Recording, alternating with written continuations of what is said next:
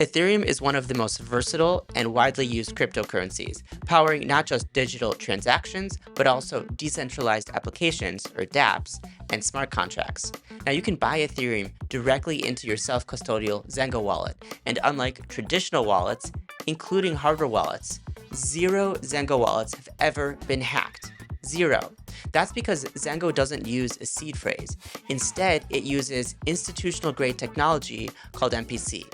Now here are the 5 steps to get started with Ethereum on Zengo. Step 1.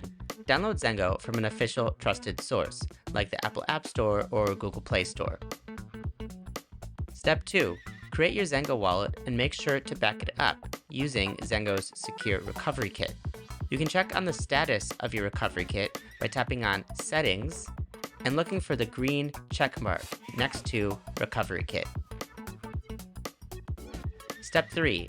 Open your Zengo wallet, tap on the Action button, and then Buy. Step 4. Select the asset you want to purchase, in this case Ethereum, and the vendor you want to use. Today, we're going to be using MoonPay. And step 5. Select the amount you'd like to buy. Today we'll buy $500 worth of Ethereum, and how you'd like to pay.